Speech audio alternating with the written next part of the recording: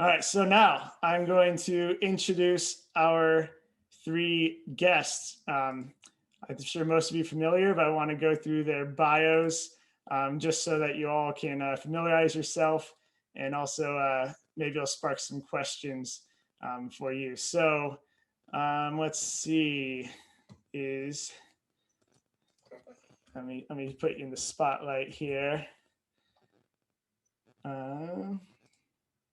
All right, Aaron, you're up first while he's driving. Oh, there we go. All right, hope you guys can see Aaron. So, Aaron Guiel was born and raised in British Columbia. He played baseball in the Vancouver area through junior college. The California Angels drafted him in 1992, and so began his winding international baseball journey. By my count, Aaron played for 9 teams in 8 different minor leagues, including in Mexico, but not including the many international tournaments he played in representing Canada, before finally earning a spot in the big leagues with the Royals in 2002. That was his 10th professional season. So a classic, feel-good big league debut there. He was a power hitting outfielder with the Royals and then the New York Yankees through 2006. And then he signed with the Yakult Swallows in 2007. He made an immediate impact, hitting 35 homers in his first year. And then with his blonde locks, respectable demeanor, and power hitting ways, he became a fan favorite of the Jingu Stadium faithful, who dubbed him Angel, if I'm not mistaken. He played 5 seasons with the Swallows, hitting 90 home runs in all, and retired at the end of the 2011 season. And he is now a scout and advisor with the Swallows. So that is Aaron Guiel. Aaron, I know you're just about to pull into your house, so no worries. But good to have you on here. Thanks, Shane. Thanks for having me. You're welcome. All right, so next we're gonna go with Lastings Milledge. I'm gonna put you in the spotlight so everyone can see you. Hey, Lastings. How you doing? Good. All right, so Lastings Milledge first burst onto the international baseball scene as a 12-year-old phenom, leading the Manatee East Little League team to the USA Finals. And then at age 16, he led the U.S. to a gold medal at the World Youth Championships. So he's already a big deal, even by high school. His 5-tool talents made him perhaps the best high school player in the country and a first-round pick of the Mets in 2003. He shot through the Mets minor league system and made his big league debut in 2006 at just 21 years old, and he was the youngest player in the NL that year. Over the next 5 years, he was traded twice to the Nationals, then the Pirates. He eventually landed with the White Sox in 2011, but it was the next year that he signed with the Swallows in Japan, and he had a career year, hitting 300 with 21 homers, which subsequently earned him a 3-year contract with the Swallows. Unfortunately, had a little trouble staying healthy for those 3 years, but nonetheless played 4 years with the Swallows, and then played a little bit of indie ball before hanging up the cleats in 2017.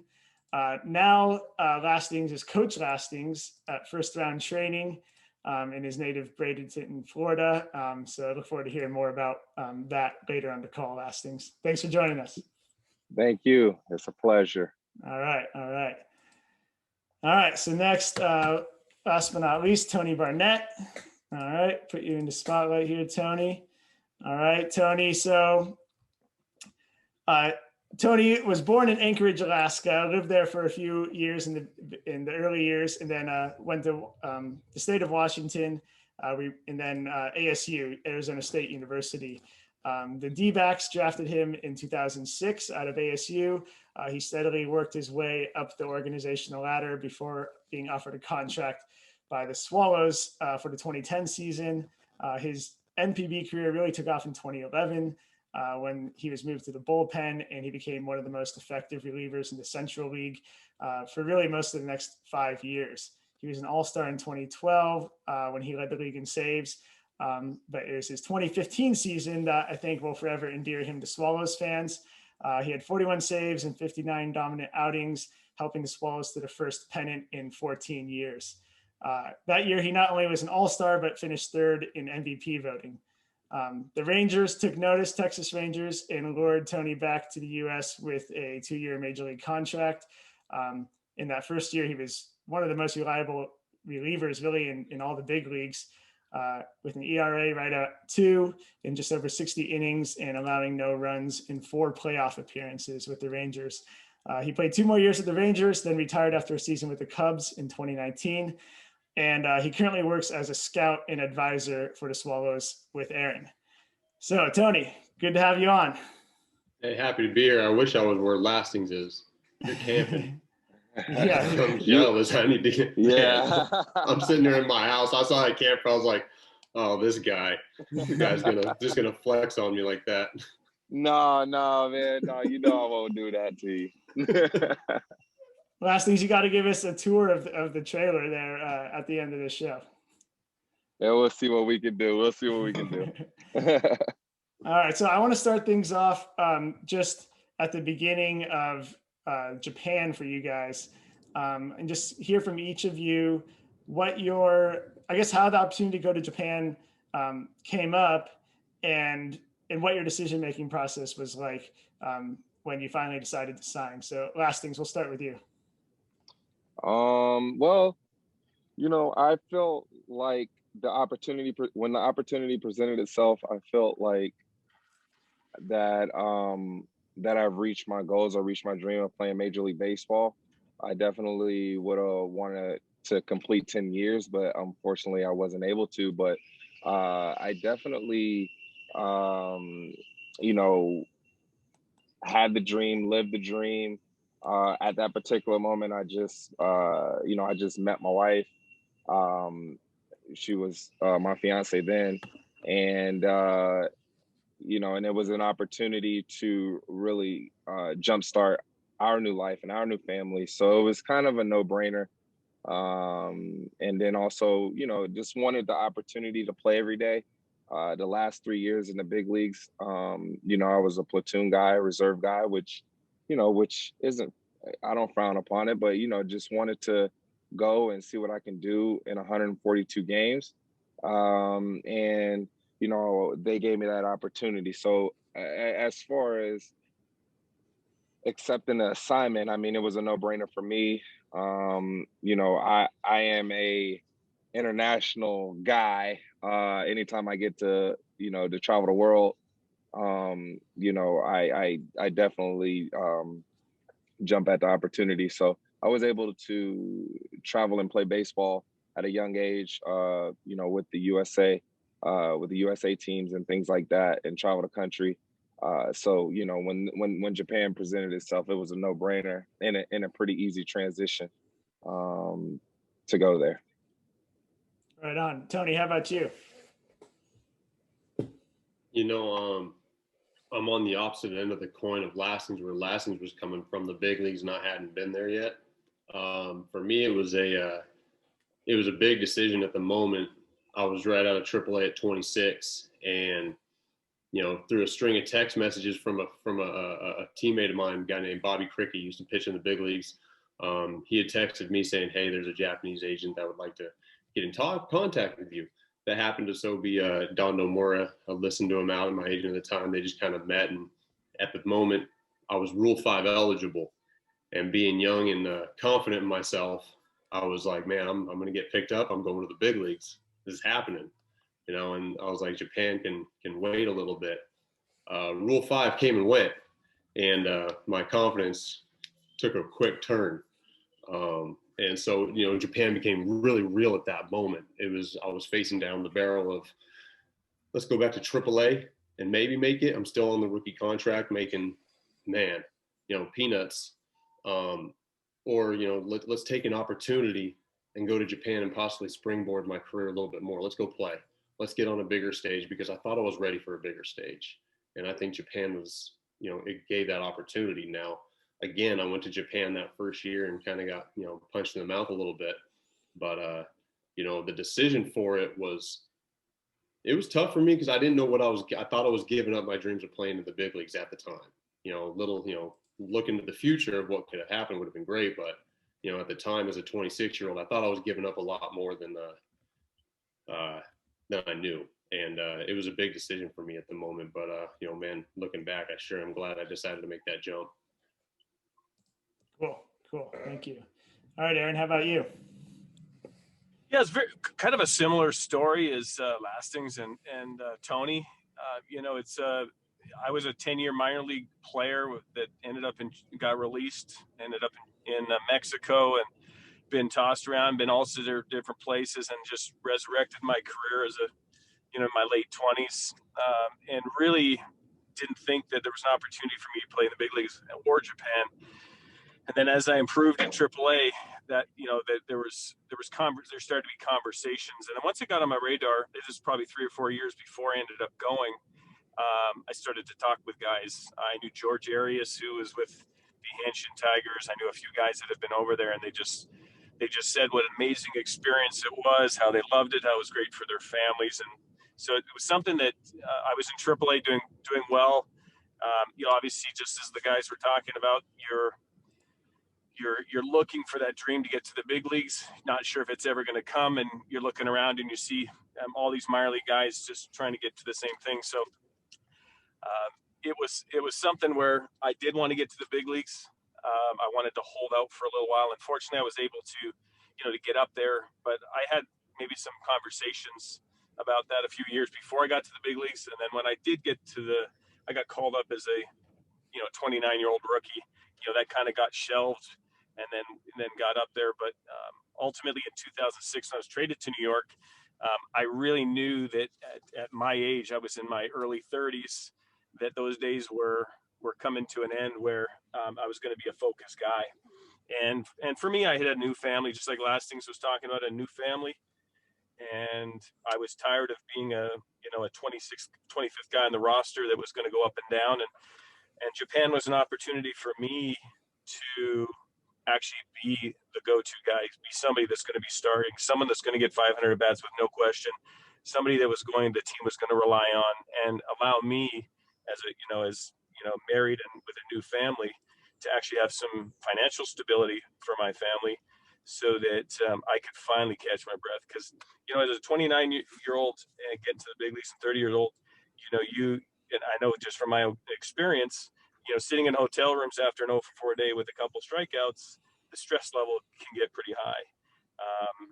And going to Japan, I knew was an opportunity for that, to be able to have that, be able to enjoy it, relax, know that the team was relying on you and had a contract that you could rely on. And again, and like these guys are talking about, in hindsight, it was the best decision I made, because it was probably the most memorable moments I've had in my entire career. That's awesome. Lastings, you mentioned you're an international baseball guy playing for Team USA, and Aaron, I know you played for Canada a lot. How did those experiences help you prepare for going to Japan? Well, sorry, yeah, go. I should have specified one of you. Ahead. Go ahead, Aaron. You go first. We got a little thing. Well, it just for growing up in Canada, obviously, different country. There's just a little bit of a different perspective of other nations. A lot of Canadians travel to Australia, Europe, Asia, things like that. So it's a little bit more common in Canada. And Lastings played for USA, which is obviously the best of the best. I had the opportunity to play for Canada. We're not ranked. We're probably top 10. So it's a little bit easier for a player like myself. I wasn't at the level he was when he was making that opportunity. But in Canada, it was a little bit easier to make that team. So I ended up in Taiwan playing for Canada, played for a couple international tournaments in the World Baseball Classic. So I'd been over there, and playing for your country, and then going overseas, you do see other cultures. It gives you a massive amount of respect for the way other people not only live their life, but also play baseball. So I think it helped me, so that transition going from Major League Baseball into Japan for me was not a difficult one. And in fact, I was excited for it. Cool. All right, Lastings, go ahead. Yeah, I mean, I'm kind of a little opposite. There was just nothing to get you ready for Japan, man. Let me tell you, especially, having time. Having time in the big leagues and going to Japan it's a big adjustment. And I had a lot of learning curves. I learned from Tony. I learned from Vladimir Valentin. I learned from those guys what I can do, what I can't do. How Japanese way is different. Is a different brand of baseball. So the adjustment. I was adjusting, my last day there. And it was, I was very, very grateful. When I look back at it, when it was all said and done, I think a lot of things can get missed. A lot of experiences kind of get, dirt thrown over them when you're on the move, when you're going from Tokyo to Hiroshima and things like that, and you're moving around and you're trying to stick, you're trying to stay. I think a lot of experience get dirt thrown over them. But when it's all said and done, man, like, you're talking about an adjustment. Like, that's the biggest adjustment I've ever made. And I was really only in the beginning. Tony was there a couple years before me. Vladimir was there, a year before I was. And Aaron was doing his thing before I even got there. So, what an adjustment, man. And what an experience. And at the time, I didn't think how much I'll be so appreciative of that opportunity. But now, with all the little kids that I train looking up to me and things like that, I really cherish that moment, man. It was a great experience, let me tell you. Is there anything from your time in Japan that you find yourself thinking about when you're working with the kids? Or anything about the Japanese game or their training, or whether it's good or bad, that you've learned that you implement now? The work ethic. I think I just think the work ethic is who we think we work. We're nowhere near. We're nowhere close. When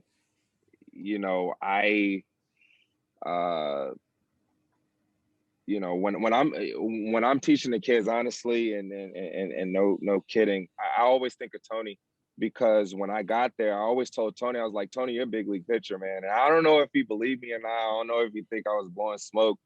But there's kids that that are not on the radar kind of guys, but they work hard and you can see something. And I always compare that to Tony when I got there, because Tony was a veteran and I had to learn from Tony, but Tony wanted to be where I once was, which was still getting to the big leagues. So we had some things to give to each other. And like I said, with these guys that, Tony had talent, Tony has talent, but, it's a lot of guys in my organization that don't quite have the talent. But I see something. I see the it factor. I see something where they can be something in this game. They can be a force, at this particular time. We don't know how these kids are going to grow, of course, and project, but it's something that I see in those kids that I always compare to Tony that maybe they don't see. And like I said, I don't know, man. I just got so many experiences to share and like so many things that it's like we'll honestly need like 4 or 5 hours on this thing, man. Tony, do you have I'm curious if, like, with these two guys on the call, is there a specific memory you have? Like when you found out these guys are joining the call with you, is there something that came to mind, like a specific vision from your time in Japan with them? Well, with Aaron, I'm going to see him on Monday. He lives right down the street. Now we work together, so I'll see him on Monday. That's whatever. But when I saw Lastings on, I got giddy because, it's funny that you asked about a certain thing, and like it comes to my mind quite often whenever Lastings comes up in conversation with me. Is I remember standing in the Nagoya Dome with Lastings, and he's in left field, and he's going over. There's like five spots that the outfielder's got to be in, 1, 2, 3, 4, whatever they got going on. And he's standing in these spots, and man, and you see him working in his mind, and he's just talking out loud. And I'm just standing back there shagging, just messing around. He's just talking it through, and he's talking stuff off the wall, and he's talking at me, but like I'm not saying anything back. He's just talking. He's talking at me, but like he's talking to himself through me. And and it's funny to me because I just see like that was Lastings, him working in the outfield, and that's you love to see that as a pitcher, you love to see that as a ball player. He came over there, and it gives me goosebumps thinking about stuff like that, because I love those moments when you're out there and there's nobody else in the world, and it's your job. It's your time to work, and Lastings is out there. He has what he's supposed to do, and he's just doing it by himself, just talking out loud like a crazy person, walking in the outfield, and that's what we do as ball players. We get kind of crazy at times, and it takes a little bit of, nutso to make things make sense for us sometimes. I love those moments, little moments like that, stuff that nobody would ever see in the world. Times like that before the game are things that I cherish a lot about former teammates and stuff. And like with Aaron, there's a video of me and him playing catch on the backfield down at Toda.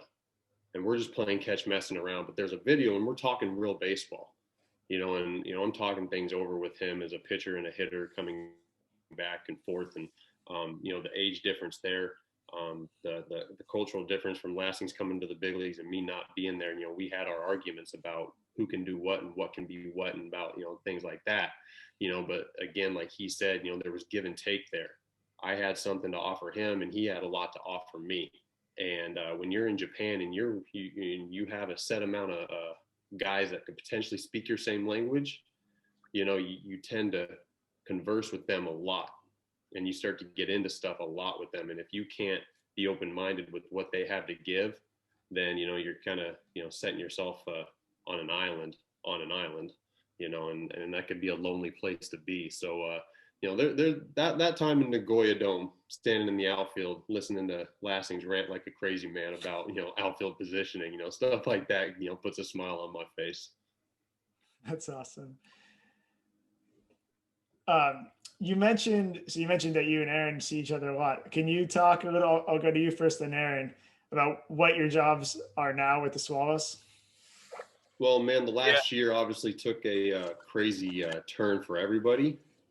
With the pandemic going on, but in reality, Aaron and I, we'll be traveling around and watching a lot of AAA games, and just scouting players, really just kind of giving our input on what we can see, trying to trying to find the next Lastings Milledge, Aaron Guiel, or Tony Barnette. One of those guys that's going to show up and produce, right away, be a good fit on and off the field. Yakult's an interesting. It's a fun. I've got a soft spot in my heart for Yakult. It's a special place, and I think it takes some special people to play there. It's a cool place to be, and man, once you get inside those doors, it has a big different feel from a lot of the other clubs around the league. And playing in Jingu, with the umbrellas and all that, man, it can be special. So finding that right person, that right fit, it's something that Aaron and I are looking forward to doing. We're looking forward to get out, hitting the road and traveling a little bit, which we haven't been able to do in the last year. Yeah. I want to get back to that, but Aaron, what do you look for? So obviously, Tony said you're looking for someone that can produce right away, but how do you evaluate whether they're going to make it from an adjustment and cultural perspective? Yeah, that's a great question. And I think anybody that's listening to Tony talk about his story, or myself, or even Lastings, it's not just a matter of trying to find that person that has an overwhelming amount of physical ability and playing in the U.S. and just has an easy path. For Tony and I, our job is really to give a different perspective from the team, because our team's been pretty good. And the Swallows always seem to draft good people, sign foreigners that are good people, because if you can have a lot of talent, that player could produce. However, people that follow NPB know that certain players have gone over and played in Japan, and it's just been a very poor fit. And it's not because physically they can't do it, because Japan, the baseball there, it's excellent quality. you are going to struggle at times, and if you are a good person, a good teammate, you're mentally tough, those factors there will help you bounce back and get back out of it. When I was talking about my transition, I was excited about it because I was also, 34 years old. Lastings had different experiences, but I was excited about that. Once you get over there, as he said, there's a ton of adjustments that need to be made so that you can adjust to life off the baseball field, getting to the field, the way the coaches coach, egos, personalities, the way the baseball is played, the fans, the stadiums, the travel, all those things are part of that experience that we were talking about.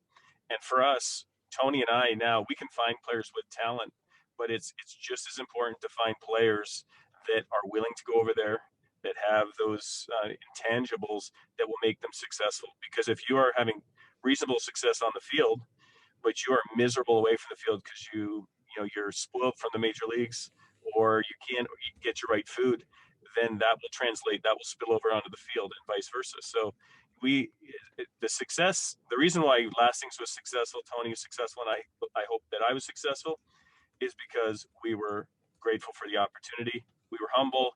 We realized how blessed we were to have that opportunity. So when we go and we scout players to do that, we're actually looking for not just talent, but we're looking for players that will make those adjustments, that will be appreciative of Japanese baseball, Japanese culture, that will adapt to adversity, that will melt with the team. Because also with Japanese teams, there is a oneness, and if you are standing to your side while the rest of the team is doing their thing, it's just not going to work. You won't be welcome. But if you are humble, as Tony and Lastings will tell you, the Japanese players, even though language is an issue and culture is so different, you are welcomed into that oneness, and it is an awesome experience. So, to kind of answer your question, we're looking for players that not only have that talent and ability, but we need to ask them questions and evaluate them on a personality perspective, so that when and if we put them into that roster, we know that they're prepared, but also that they're the type of mix that's going to go well with our team. Got it. Love it. All right. I think that I'm not sure if the raise hand feature is working. So if anyone has a question, you can just put it in the chat that you have a question. I'll go to you. And on that note, I was waiting for Jim to have a question. Jim Allen's on with us. Jim, good to see you. And Jim's got a question. Yeah, thanks, Shane. Good to see you guys. Hi, Jim. Haven't seen Lastings in a long time. Yeah, it's been a while, huh? It has been. Okay, glad to see you're all doing well. And my question, I'm going to pick one because I got 100. What was the hardest lesson that you learned in Japan? The hardest lesson for you to learn in Japan that, looking back now, was maybe the biggest thing you learned there, but at the time you were going, either I don't need this or I don't want to need this. I'm going to say the subway to Toda. That was the hardest thing to get to know right there. Taking that, walk to Guyle down the stairs, off the Guyle at Shibuya, down the stairs, up the stairs, down the corridor, onto the train. Did I get on the right one? I don't know. It's 6:15. You're making me sweat just thinking about that. Hey, but I tell you what, that route had snacks and good drinks all the way from A to B. But in all seriousness, Jim, I think one of the hardest things for me coming in, I learned it really quick too, is after one of my starts, I got took out in the third inning, I believe it was. It was my first year, and I wasn't happy about it, and I was kind of storming around in the back underneath the dugout, and kind of fuming a little bit about it, pretty selfish of, I was young and I was scudding a little bit, and I just kind of lost my head a little bit, and Aaron just pulled me aside and he was like, "Hey man, you need to take a breath.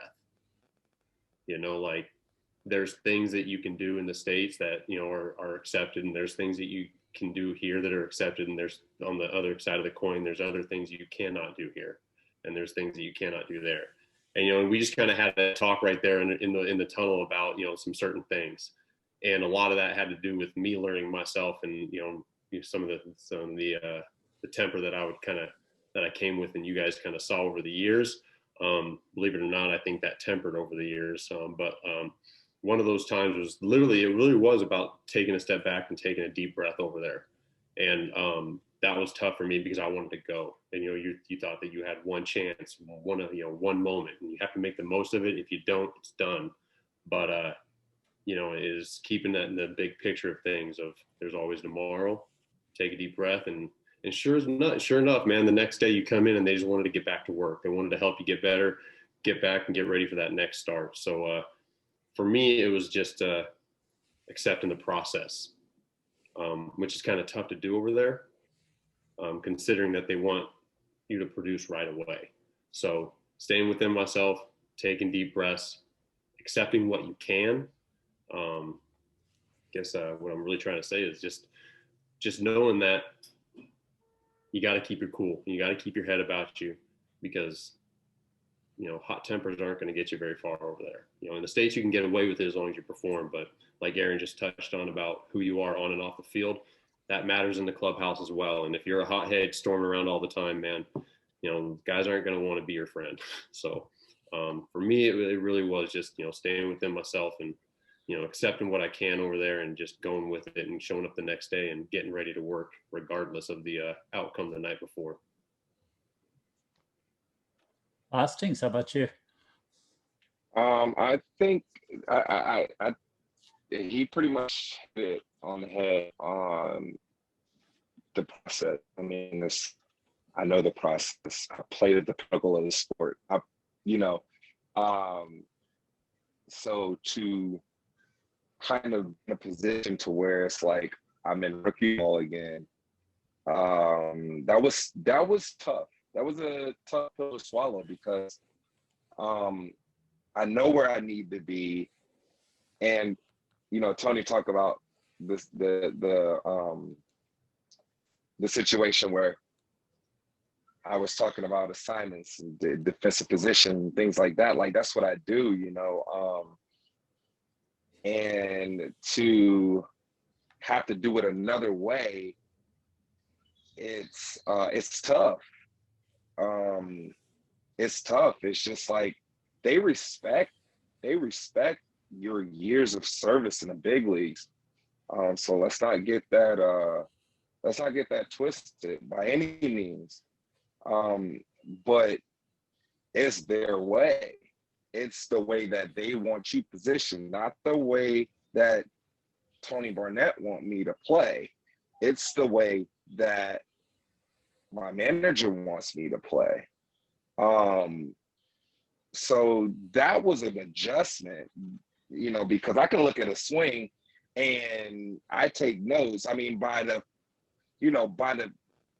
third week of exhibition, I knew pretty much everybody where to play him, where to challenge him, and things like that. After I seen, the way balls are played in Jingu, like I knew exactly what I was going to do. I was going to challenge guys. I want guys to hit it over my head, so my head is gone. Things of that nature. Tony loved that, but just having that taken away from you after you work so hard, 25 plus years. I've been working my tail off for so long to reach the pinnacle of the sport. And I don't care if you get a cup of coffee one day, 3 years, 15 years, it doesn't matter. You play at the pinnacle of the sport where everybody is trying to go. That's the Premier League. And, to kind of have that taken away from me a little bit was an adjustment. And I had to learn how to communicate with what they want me to do, a little bit of my sauce mixed together to come up with the right formula. That was tough, but we did it, and I learned how to do it. And it took a year plus. It took a year plus, but that's the hardest thing, man. That's the hardest thing. Doing it their way. It doesn't matter. I can see some things where it's like, okay, I know this guy, this is what I want to do. and I was completely wrong. And then there was the other way around where it's like, okay, why are we playing this guy here? Why are we doing this? Why are we doing that? I know what he's gonna do, but I gotta play in this position. So, like I said, it was a back and forth thing, and not bad in any means. It was just more like baseball dialogue. Okay, we don't want you to play here. This is what he's been doing the last 5 years. I understand that you've been seeing him for the last 3-4 weeks, but this is the data. This is what we're going with because it's body of work. I didn't have body of work. I didn't know these guys, like that. But it was just a dialogue going back and forth, and then the language barrier, and then this and that was it was just tough. But in the end, we got it all handled, and it was good communication after that. But it is an adjustment, man. It's an adjustment. Aaron. Yeah, I think to kind of expand on kind of what Lastings was saying, in the United States, in MLB, you are an individual playing a team sport, and therefore you advance because you individually are doing things. Even in the minor leagues and the big leagues, your own practice, your pregame work, a lot of that is all still individual. So when we go to the States, we know what process we went through to be successful, what process we went to when we got to the field, our soft toss, what we ate that day. There's different things that made us successful. So a lot of us, well, I think all of us, bring that to Japan, and we find out very quickly that the Japanese culture isn't individual; it's actually collective. And therefore, as Lastings was touching on, there's so many things that it's not an individual. You are now back in rookie ball. You have to follow the schedule. You have to be there 10 minutes early, stretch with teams. We would practice so much every single day, and everybody, when they get there, we would always think that they were over practicing, but that is the way that Japanese baseball is played, and that's why they're successful. And I think for me, I came over there very independent and individual, and say I'm going to get my work done, but they force you to work as a collective and be involved in everything the team is doing. And therefore, a lot of us will buck against that for a while, and it takes a while. Lasting says it took a year. A lot of us will buck against the way the Japanese teams, the way that they do certain things. But ultimately, you realize that the way the Japanese players are so good, so polished, so professional for a reason. It's because they've been doing that collectively since they were in high school. And I really think if I played in Japan and went back to the States, I'd be a better player. But it took a while for me to get used to having to go through this massive list of things that they want us to do on a daily basis, and these things that we didn't deem important, and we didn't think it was going to improve us at all. And yet you have to swallow your pride. You have to do all these individual things because that's what everybody else is doing. And the quicker you can get over that, get over yourself, the better you are. And I really do think that I benefited from actually getting over that, being a part of that team, and then the way that the Japanese did things, I know that I improved. Just a comment then. I asked Akinori Uemura once at the U.S.-Japan All-Star Games, where they had like a half-hour practice. I said, "Is this better for you?" He says, "Oh, yeah, wait, this is so much better." I said, "Well, would you do this in Japan?" Just say, "No, I don't need it." He said, "Are you kidding me?" It wouldn't matter. It wouldn't matter if you were him or a rookie. Everybody, and there's such a respect for some of the veteran Japanese players. We had that you watch play, and they do the same things as the rookies do, and you don't see that in the States. It's quite different. So it's a respectful culture, and it's a oneness. And that was one part that took me a little while to get used to, but I enjoyed it. Yeah, watch a NPB top team stretch versus versus the Los Angeles Dodgers team stretch. Stop. I'm just saying, there's two, if you want to see the difference between Major League Baseball and NPB, look no further than stretch. That. That's just the way it is. Don't say that word. The stretch, NPB, man, everybody is each Nissan. Los Angeles, with any MLB team, you got some guys stretching over by the poles. 3 guys back behind the turtle talking to somebody else. You know, some guys are jogging. Most of the guys are just laying around. They're like, you know, we'll get to it, you know, but, you know, so, but in reality, man, if you're not prepared to get dressed on a dirt floor, you know, at a local stadium in mid-July, you know. And there's no smoking bus in the major leagues either. So that's No smoking. I always wondered why do you guys need 2 buses? Well, you need them for the batting practice pitchers, right? Well, the one looked like they had a barbecue going out the back. What was it? There was, I think one of those moments for me was because Yakult always did a good job, like, you know, because like guys will smoke, and they always had a smoke room or something outside or something off, you know, the main room.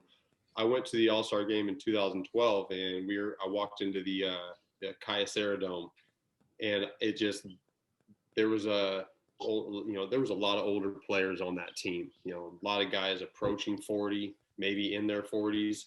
And I tell you what, you know, I won't say names, but there was just ashtrays to set up in front of people's lockers. Like it was, you know, there was a good 7 or 8 of them. And I was like, I'm going to have to go change somewhere else today. You know, this ain't going to work for me.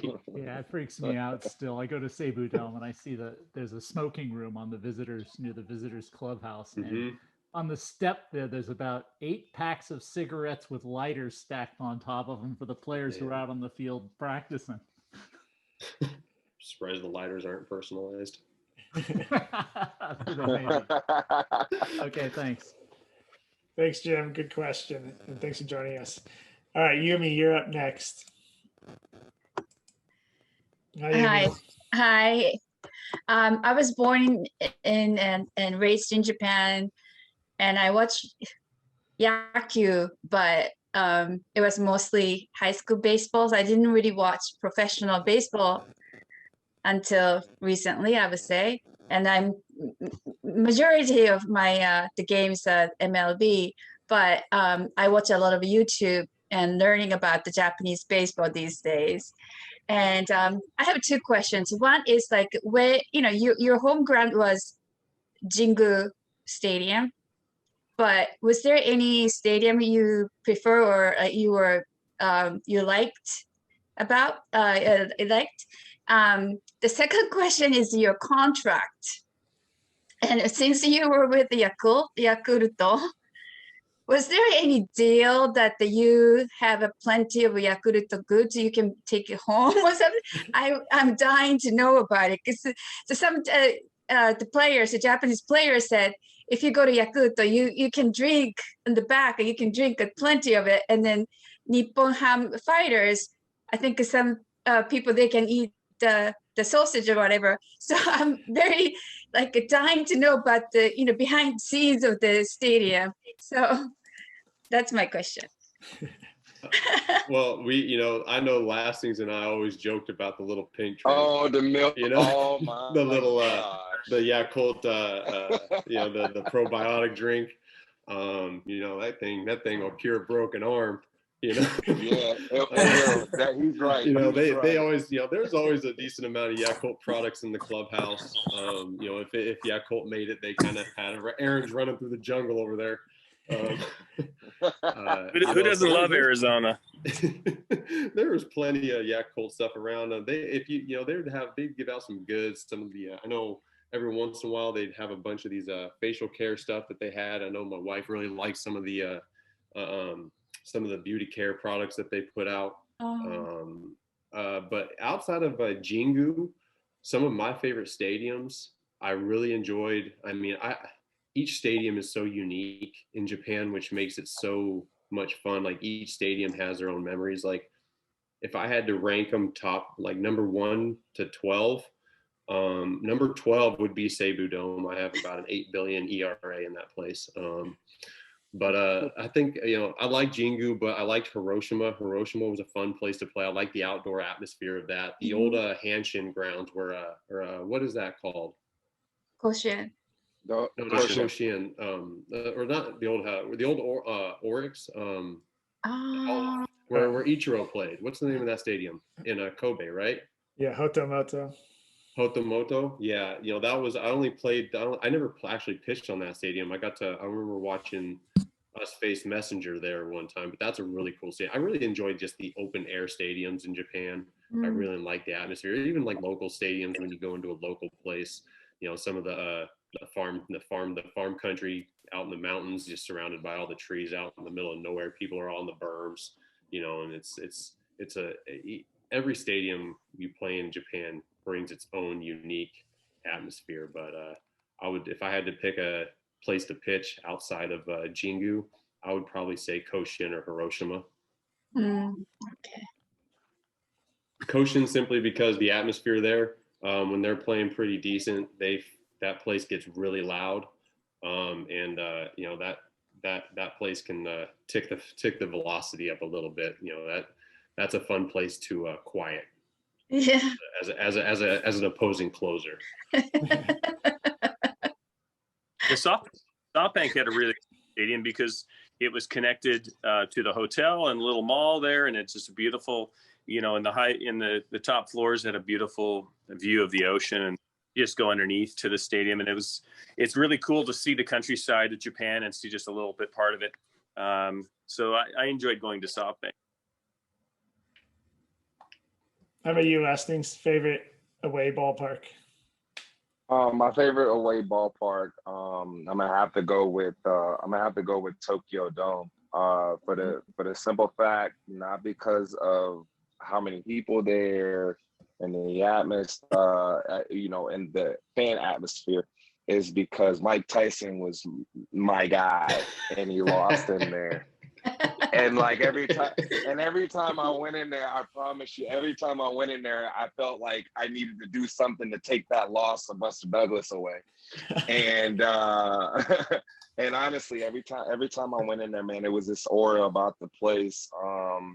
And believe it or not, I always said I wanted to play there because I knew that the Giants played there, but I didn't know that it was like, I didn't know like it was Japan Giants. So it's like the Giants, I'm going to play there and like, I'm going to manage that loss. Like that's how I was thinking as a kid. So I actually made that dream come true, but Tokyo Dome is definitely the number one for me, just because, you know, like I said, Mike Tyson, this history there and things like that. So that was my place. You feel like Godzilla when you're hitting in there. Tokyo Dome has different levels of noise. You know, like it doesn't, like there's the noise when the ball hits the bat, whether it's a pop up to the catcher or if it's a deep fly ball to center, there's that initial noise off the bat of the crowd. And then as the ball travels further to the outfield, it ranges up a little bit. And then once the ball lands in the stands, the place erupts, you know, and then as they're crossing home plate, it gets louder, you know, and I know all this because when they hit a home run off you in the mound, you just have to stand out there and they, you know, everyone's letting you know that they just hit a big home run. And then when they touch home plate, they're going to let you know even louder that they finished hitting that home run. And then they're going to continue singing about it for a while, you know, and then the next guy come up and you're just like, man, like I've got to quiet this noise right now. Like, you know, that place has different levels of noise. Yeah. And Lasting, did you drink a lot of Yakult drinks? Oh yeah. You know, when my shoulder was hurting, drank a couple, I was good to go. You know, Tony explains it well. You drink that drink, I'm telling you, that thing, it's on another level. It's all in your head. I promise you, like, if we built up a lore about the Yakult drink and what it can do for you. Because I buy Yakult. So right. I live in New York City and I go to Japanese grocery stores and I buy Yakult drinks. when I see it. I mean, they are good for you. You know, it's a good product, but like being ball players, just being in the clubhouse all the time, you know, just surrounded by stuff, you make silly jokes out of some of the silliest little things, and it's amazing what carries through the years. Like our jokes with like these little pink drinks just carried, and they still do. You know, like I see those in the store and I just start laughing. Like I have to, just thinking about these jokes that you have with your teammates along the way, and something as small as a little yogurt drink. You just die laughing in a grocery store in Litchfield Park, Arizona. Yeah. All right. Thank you so much. Thank you. All right, Ted, you're up next. Hey, thanks for being here. I really appreciate. Lastings, I'm a Nats fan. I remember watching you play for the Nats, and Manny Act, I think, was your manager. Here's my question, and it's basically to Lasting and not Tony, because Tony was a pitcher, and Aaron. When you were in the major leagues, I guess the language in Japan would be hard. When you're playing outfield, when they're changing pitchers, what do you all talk? I always want to ask players this. What do you all talk about when they change pitchers? Is it what you're having for dinner? What do you all talk about when they change pitchers? And my other question is, what do you do when you're in a bad slump? Well, I was fortunate enough to have Valentine on the other side. So like the foreigner was, guys like Ueda and Yuhei and guys like that. They were the foreigners. Me and Vladimir we'll just be talking and we'll catch ourselves. We'll throw a little bit of Japanese out for whoever's in center field or whatever, what have you. But mainly, it's just a flow of the game, man. It's like, sometimes if Tony don't got it, like, dang, man, Tony should have drunk 2 more Yakult drinks, man. He should have drank 2 more. Or it happened a couple of times where it's like, man, I know Tony's hot with me because I didn't break. I didn't break like I was supposed to. Like, dang, I don't want to go in the clubhouse because I'm like totally wrong. As soon as it says something, he definitely has the right to say something. But if he does say something, I got to take full accountability. And, that's just going to be it. Because everyone for Tony, like, when he comes in, it's just 1 inning. He's not throwing 2. He's not, he's not a starter. So, and some days he may throw only twice in a week, So, those are the kind of things that we talk about, a little bit of strategy, and whether we should have got a guy in, from third with less than 2 outs. Tony's up for his big incentive for his save, or like honestly, those are the things that we talk about, and whether good or bad, we're always trying to strategize, and we know exactly what guys' incentives are and pitchers and things like that with even the Japanese guys. And like, we can't let up a run here. Like we got to make something happen and things like that. So I think, a lot of the times, about 90% of the times, that's what we're talking about. We're talking about strategy. We're talking about, how positioning and where we should be. And then we forget that we have Japanese center fielder and we like, oh shoot, and then we, throw out our broken Japanese somewhere, where we think we should be aligning up. And then the other 10% of the times is, man, we're getting killed.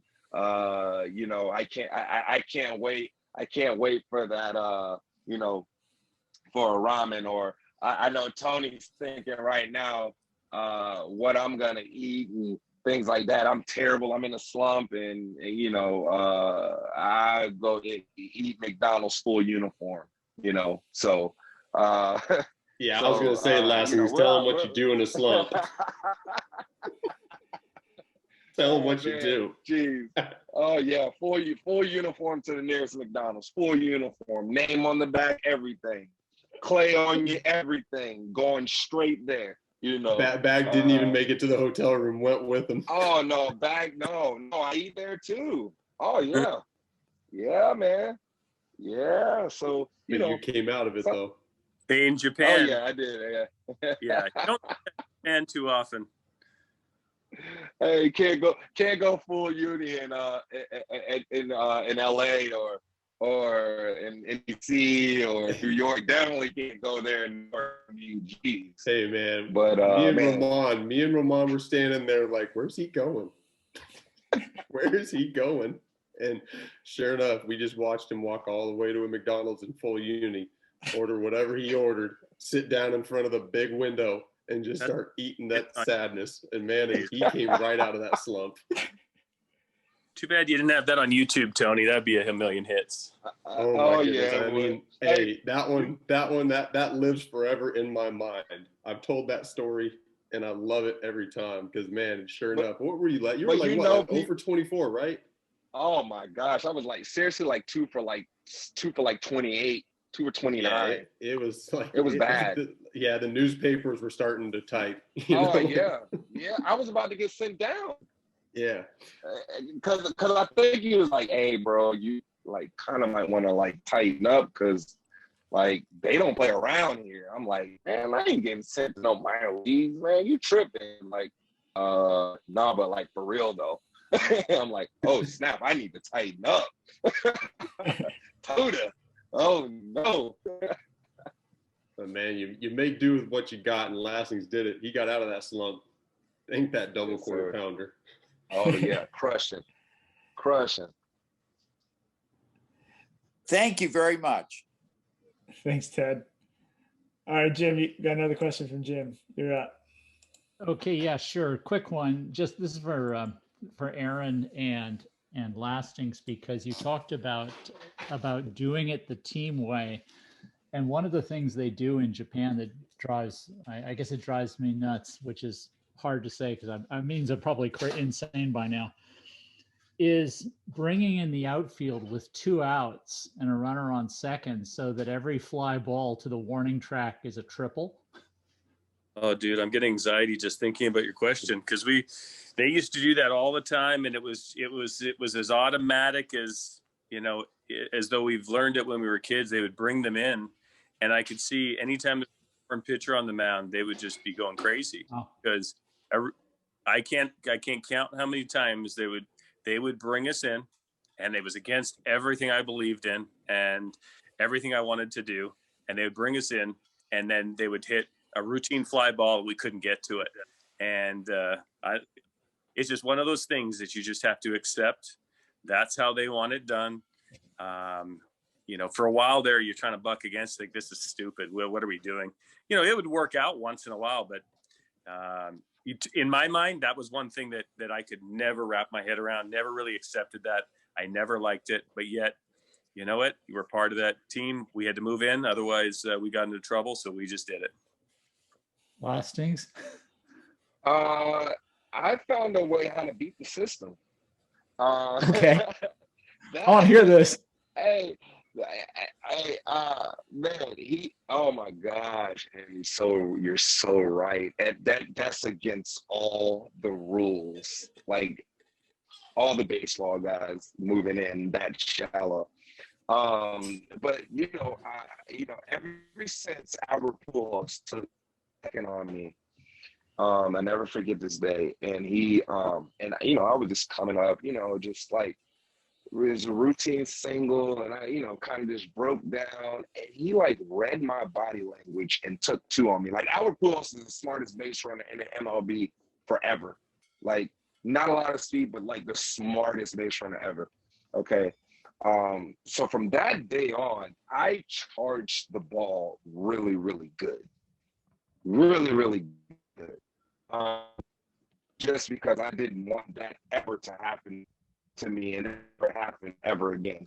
If they went 2, it was a for sure double or whatever, but not something that's in front of me and me taking my time. Okay. So, so I found out how to beat that system to make me more comfortable. So I was about a good 25 feet deeper than where I was supposed to be, because I will show in and then I would show in early and then I would back up, like take a couple steps. And it wasn't to bug the system. I just was uncomfortable. I just felt like I would be on like not top 10 if like any kind of routine fly ball hit to me, and I would look like an idiot. And so I just wanted to take that way to get some, comfort.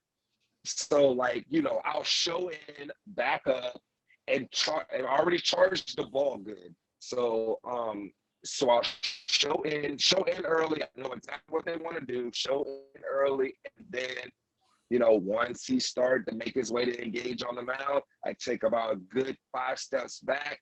That's about a good 10 feet. Then as he comes set, I take another 3-4 back. I'm in a comfort zone, still shallow, but I'm in a comfort zone where I know I can charge the ball. Nobody's going to advance. Nobody's going to do anything crazy. So I found out how to like tweak the system a little bit, not to beat the system, but just to, so that I feel comfortable. But like Aaron said, man, that was weird. That was weird. It depends too. It depends on who your coaches are too, who your managers are. We had Ida coach, and he loved to jump up and scream and shout and make sure everyone watched him, and watched him move players all around. And if you didn't listen to him, he would get you in trouble with the manager. So it's sometimes you're just out there, kind of at the direction of some of the coaches that, they usually don't have much of a part in the game, and they just want to get their 10 minutes. So they move you around, and it depends. I had Fruta, the catcher, as my manager the first year. No ego, no personality, right? And we've all had managers that like to let you know who's the boss, and that's just depends on who you got. Wow, Lastings, that's got to be about one of the best explanations I've ever heard about the core of Japanese baseball. About doing it your way, but acknowledging that everybody has to do it their way at the same time.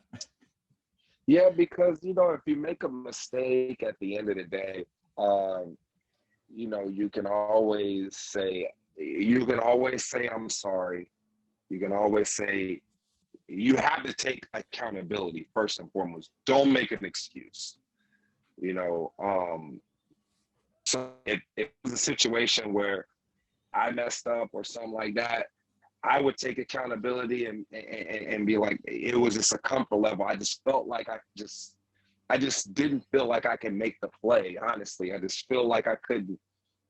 I just felt like if I was that close, you might as well not even have a left fielder. Like, that's how I felt. It was so uncomfortable that, you have to take accountability. And like I said, it's a dialogue. It's the dialogue of all of us trying to be great. All of us trying to be great.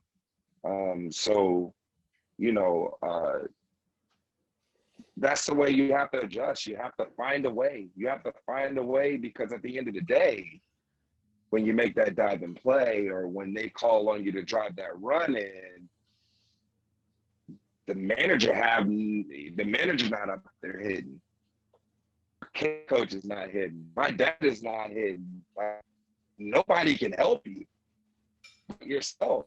When it's time to make those quick tweaks and adjustments on the fly, right then and there, when 50,000 people screaming at you and on the verge of elimination, like, there is no textbook page to turn to. You have to make you have to make that adjustment. You have to go with it, whether it's right or wrong. So that's the God's honest truth right there, man. But we all survived, man. We all survived, and we loved each other. We also had some tough times, and that's just what it is, man. It is what it is. Thank you. Thanks, Jim. Thanks for the question again. All right, Joe, you're up next. Cool. Hey guys, thanks for being here. This has been a real treat. I got two questions actually for everyone, but I want to start with Lastings because I'm from Philadelphia, man, and you playing with the Mets Oh, you love and the oh, you Nats. love Those you years, love you were quite a nemesis. You love us. I don't know your numbers on us, but I know you hit us pretty Uh-huh. good and stole some hits from us. So it was Yeah, always oh, yeah. a treat to watch you play. You know. So my questions: one, you guys all kind of touched on the adjustments on the field in the clubhouse, but I'm curious to know what were some of the biggest challenges for you guys culturally off the field, you know, in your personal life in Japan, and also, to what degree did you interact with other import players, other guys from the U.S.? Like, what was there a network there? Was there a support system? You know, were you friends with those guys, or was it kind of frowned upon to interact? I'll let you guys go because I got the least amount of time. I'm the rookie in the group. Well, I think for me, as far as off the field, it was, you know, you're being dumped in there in a language. You know, when we grew up in the U.S., we at least have some grasp of Spanish. So if we go to Mexico, if we go to another place, we at least we can get by. When you land in Japan, the language is so difficult, and there isn't somebody there with you all the time. And normally, spring training, when you do land, you're by yourself. Your family's not there for a month, and especially your first experience, it can be very overwhelming. Fortunately, the Japanese people are so amazing, welcoming. There's a little bit of it. Well, some places have decent English, and once you land there, it's not as difficult. But culturally, people do things very formal. People do things just a little bit different way. And if you're set in your ways, it can be tough. But you know, just imagine just landing somewhere completely foreign. They don't have the same restaurants, don't have the same, you know, ease of transportation, things like that. So it takes quite a while to get used to. And you can, because you know, Japanese foreigners look so different, and you do feel like you're, you know, like sticking out big time. It takes a while to get used to, but that kind of goes away just because the people in Japan are so friendly, so welcoming, and you know, it's such a modern, cool country.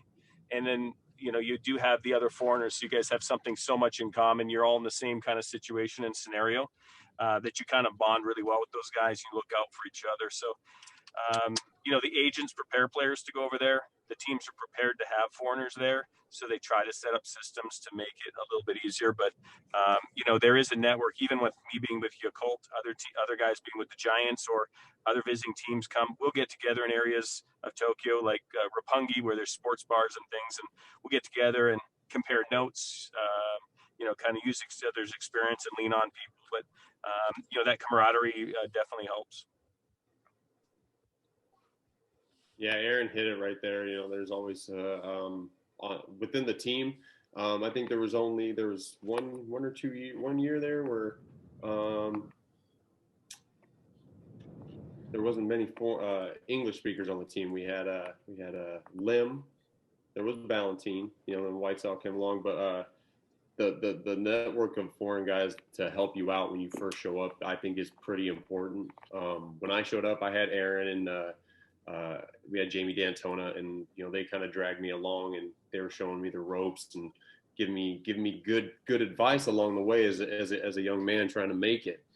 They'd already been there. They telling you what to look for, how to approach situations away from the field, because there are certain things that you're going to come across that you're just not prepared for. It's teaching you how to use the subway. All these things were pretty important right away. Just little basic details on, you know, how to walk and chew gum at the same time when you're trying to make it there. And having foreigners that were there before that can help you out.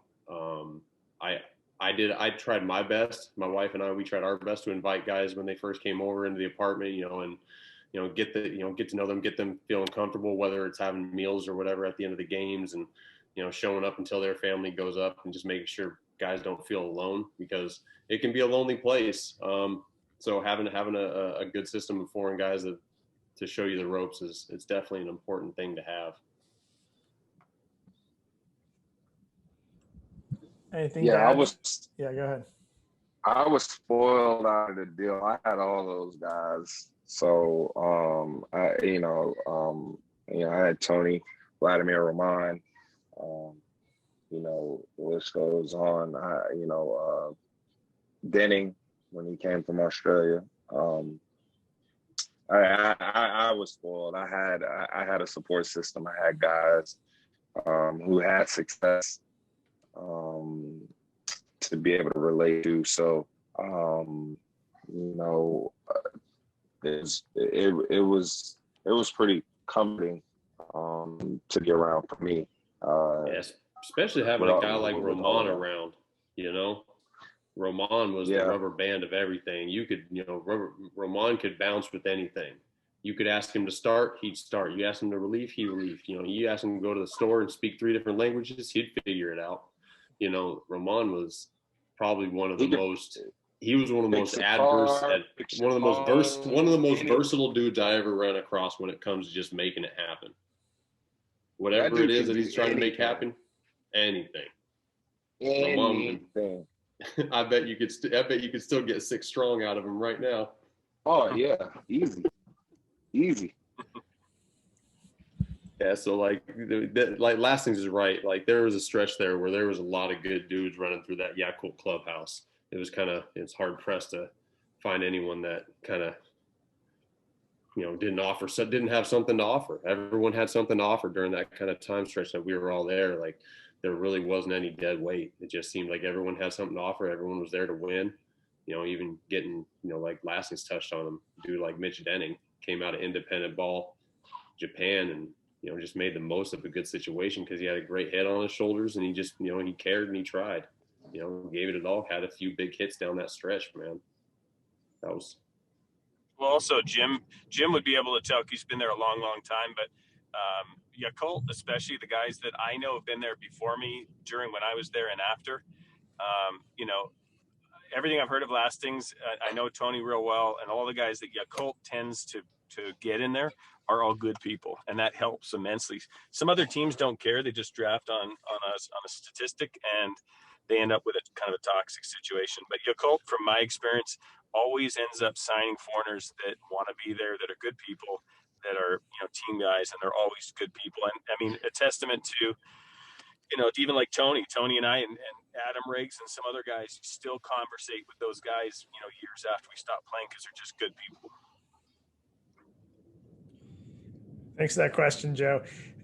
Tony, you mentioned early on how when you're looking for guys that fit in with Yakult, that's kind of a special place. Obviously the ballpark's unique, but what is it about the Swallows that makes them a unique organization? And then like from each of you, if you have any impression of Jingu Stadium that you want to share, I'd like to hear that too. Well, for me personally, I only every single one of us here, we only played for Yakult in Japan. So I don't have a view of what it's like to be in the Giants clubhouse or the Hanshin Tigers clubhouse or Hiroshima clubhouse. I don't have that feel. All I know is what Yakult offered me. What kind of support they showed me with the people that they employed. I've always spoken so highly of Tomohito Ito. That's that guy's, he's my everything as far as pitching coaches go. We spoke 2 different languages, but through, an amazing ability to read each other's minds and playing charades and just like breaking down videos, that one coach, I mean, he springboarded, skill sets that I didn't know that I hadn't tapped into yet, and it wasn't much. It didn't take, him writing a novel for me. It literally had a guy just speaking broken English and me speaking broken Japanese, breaking down some videos, and through a translator talking a little bit more in detail about things. But just the people that they employ care, I believe.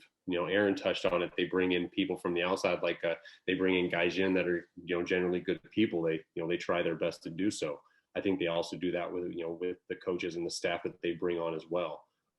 And when you fill an organization with people that care and people that try, the result might not always be a win on the field, but behind closed doors, behind when you reach back the curtain, like there's an entire organization, an entire clubhouse and group of guys that genuinely care about each other and getting through the day healthy, and what can we do together to hopefully chase that win tomorrow. So I think it touches just on with the Yakult, the people that they bring within the organization, how much they care about the people around them as well. That's the feeling I got from it when I was there. So, and again, my last year there, we won a championship. We didn't win the whole thing, the whole Japan series, but we won the Central League. And that was a big deal for us. And that was a special moment for that team and that organization and myself personally. Awesome. Lastings, what can you share about Jingu? I personally love Jingu Stadium, but as a player, what's your takeaway? Turf outside. That's a new one. Turf outside in the typhoon season. That's different. That is different. So we talked about it, learning new things, being able to adjust on the fly. I had to learn how to field a line drive that's hit 115 mile an hour off of damp turf. So when I showed up there, I was like, turf outside? Well, okay. All right, this is gonna be fun when it rains. So, that along with the weird feel, it's a weird feel. It's a weird feel, not in a bad way, just because the corners are short, the gaps are somewhat okay, wind blows out, wind blows in. So it's like you get caught, like you're like 39 different hitters throughout the year in Jingu, okay? Like you're a big donkey one week, and then it's like you're a slap guy the next week, because like even though the field is not the biggest, it like plays like it's ginormous. Then you got some days it's where no wind, no nothing, it's just dead. Then you got your days that it's 199 degrees and you already lost 20 pounds. So it's like the experience in Jingu it's a lot. It's a lot of different emotions, a lot of different experiences. But like I said, I feel the different dimensions that Jingu brings as far as being a hitter. And then the turf outdoors, that was a challenge. That was a challenge, man. But like I said, man, it was a great place, man. Great experiences. And even the last thing that we had, that we were talking about, just with the relationships and how good the foreigner guys are that come through that organization. It was an easy transition, and still to this day, I'm able to make a living from my experiences, just because of the grind from the Yakult Swallows, the grind in Jingu, the experiences in Jingu. I almost did it all. Warming up in the parking lot in Yokohama, like it's crazy, it's surreal. But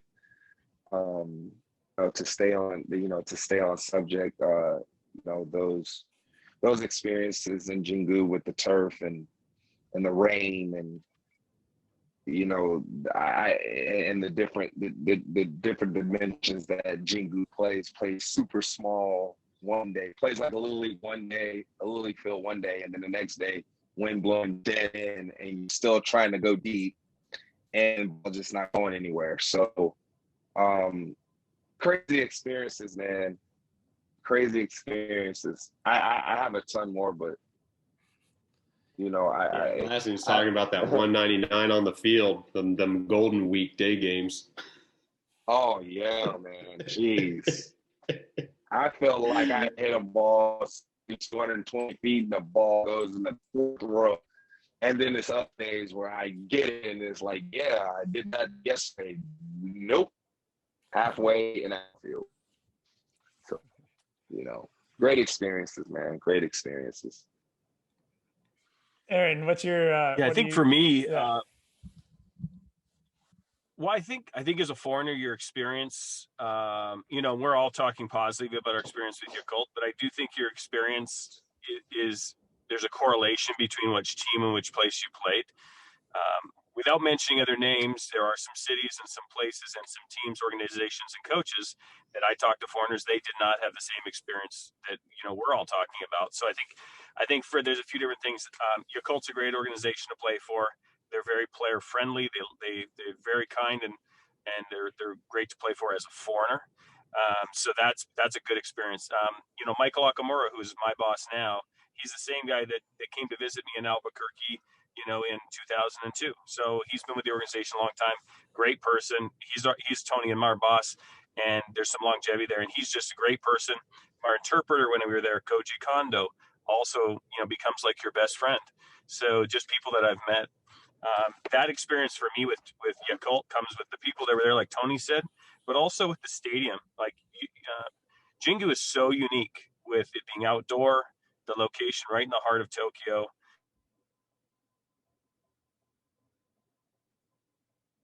The way they're energetic, they're positive, always, no matter if we had ups and downs, no matter how we were performing, as long as we gave our best, those fans were always behind you, always positive, which is a refreshing thing, especially when you come from some of the negativity in, you know, in some of the cities you play in the States. So the fans are awesome.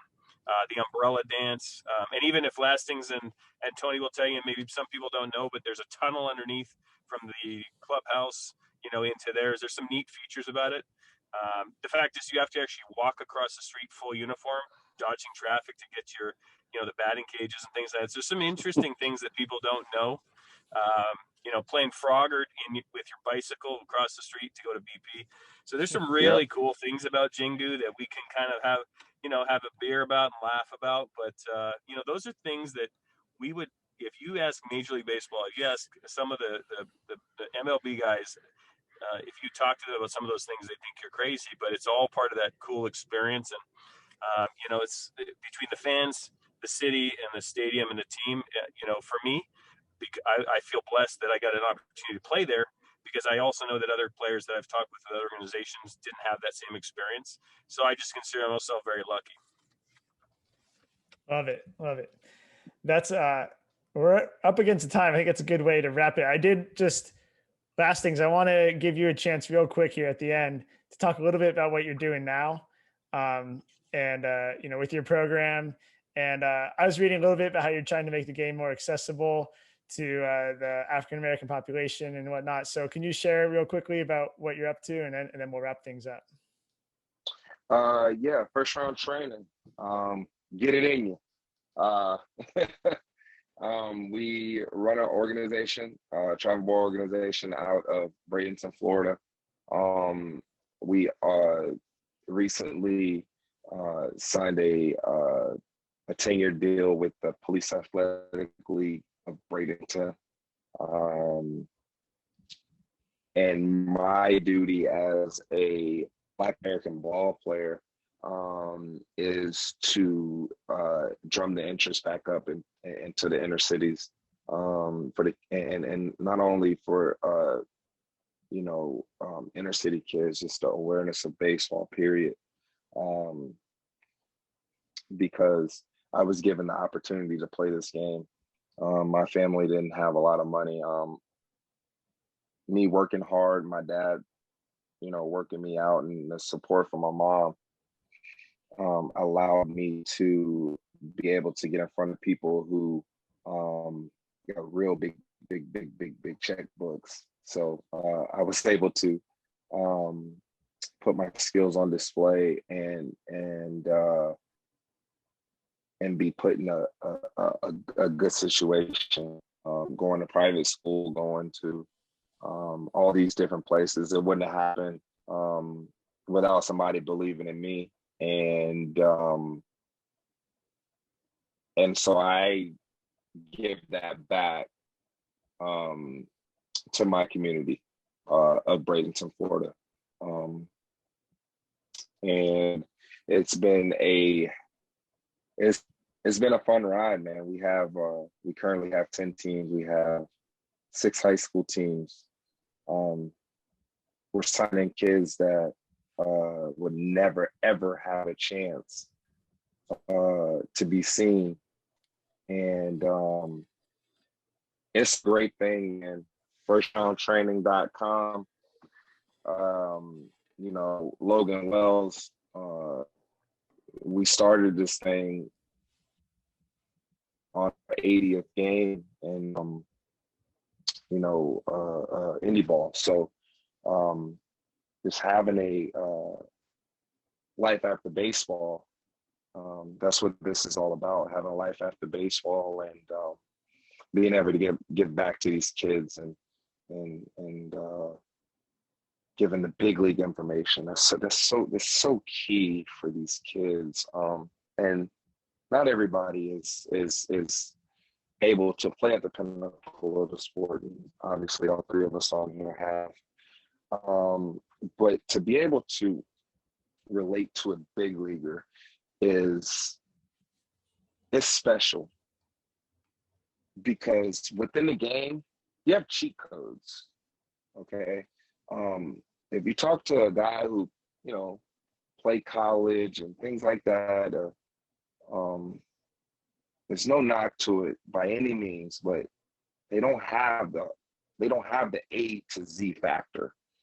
They have to lean on somebody to figure it out. And I still have to lean on other guys because it's levels within levels. And I'm very respectful of that. But sometimes I have to call guys and get information, even though I've been there. But it's that big league factor that we give these kids and help them through and give them those those little cheat codes, little extra boosts that nobody really knows about, how to work, how is it to be in the big leagues?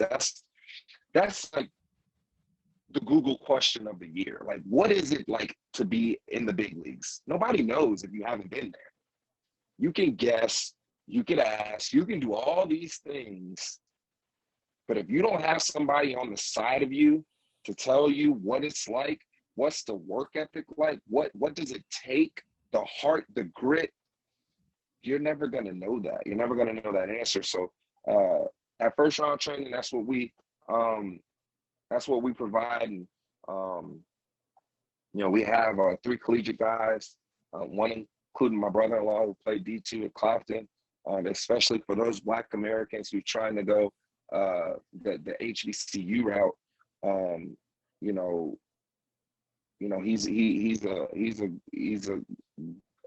He's a book on how to do it.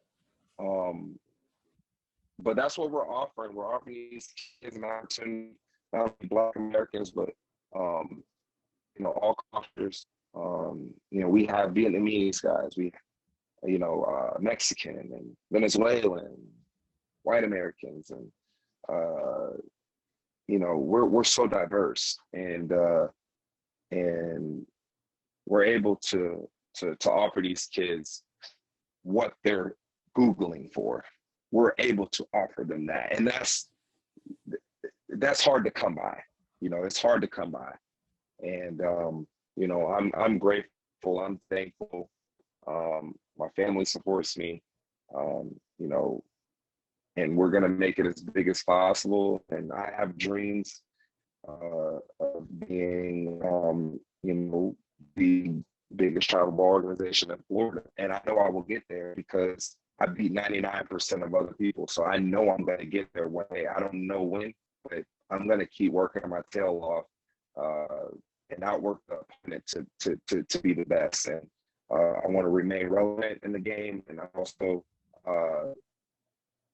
don't want to pollute the product either. I want to be able to deliver to the day, either I walk away from the game or I pass. So that's, my dream and what I'm doing at First Round Training along with Logan Wells. You don't have to be local in Bradenton, Florida. You can be all over. I help kids in Mississippi and, help kids in Miami and things like that. So, honestly, it's like a worldwide thing with me. I don't care. We need a translator. We can get one on the phone, whatever, what have you. However, we got to get the job done. We get the job done by any means necessary.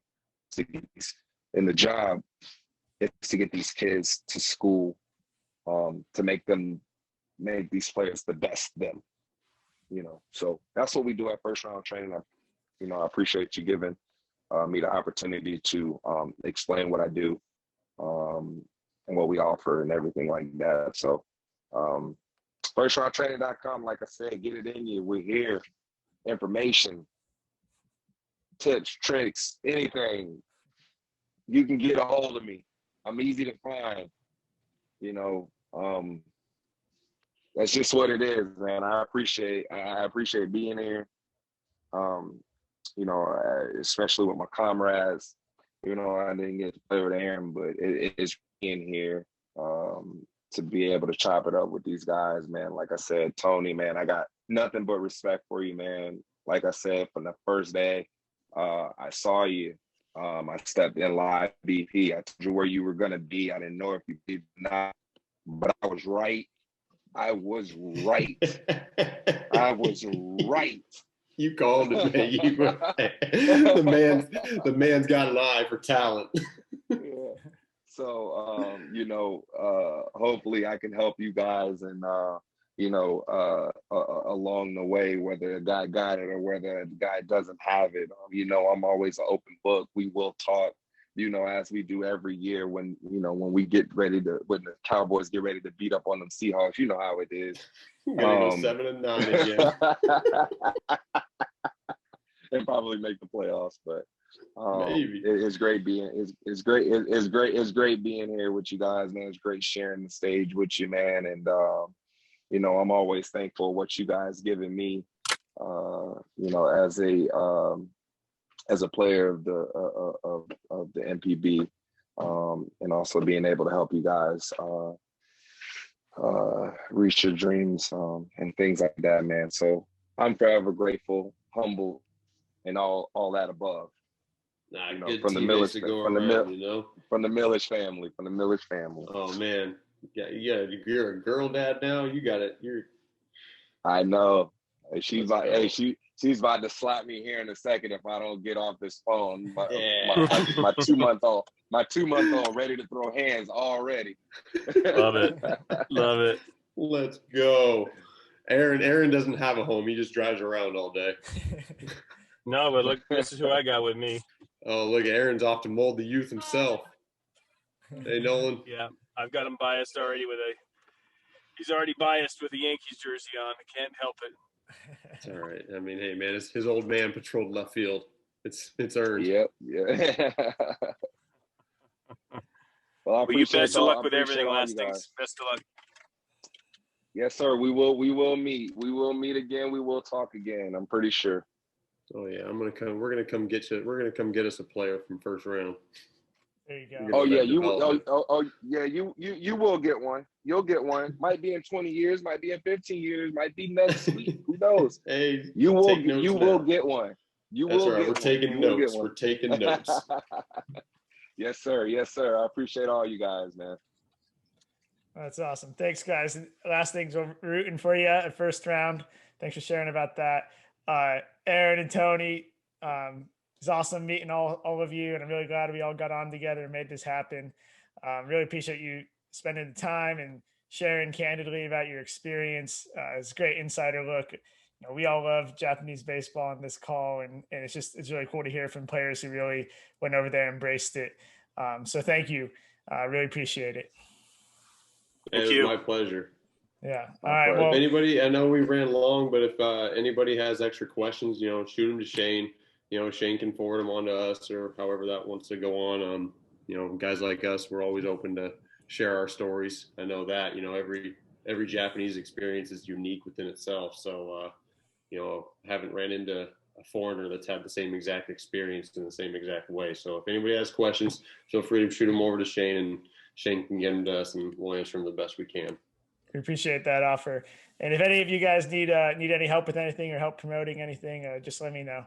And we'd be happy to help and repay you guys spending the time with us tonight. So I'll give you guys the green light to sign off. Thanks again. Enjoy the rest of your weekend. Go Swallows. That's right. Milledge, give him the peace sign, man. You've been waiting to do it, man. Yeah. The double bye. All right, bye. And Tony, I'll see you for barbecue next week. Ooh, let's get it. I'll talk to you here in about 2 hours. See you, buddy. Amen, brother. Later. Thanks, everybody. Take care. Bye. Thank you for tuning in to this episode of Japan Ball's Chatter Up. For more content like this and other videos related to international baseball, please subscribe to our YouTube channel. And to learn more about our international baseball tours and everything else Japan Ball has to offer, check out japanball.com and sign up for our newsletter there. Thank you, and I'll see you at the ballpark.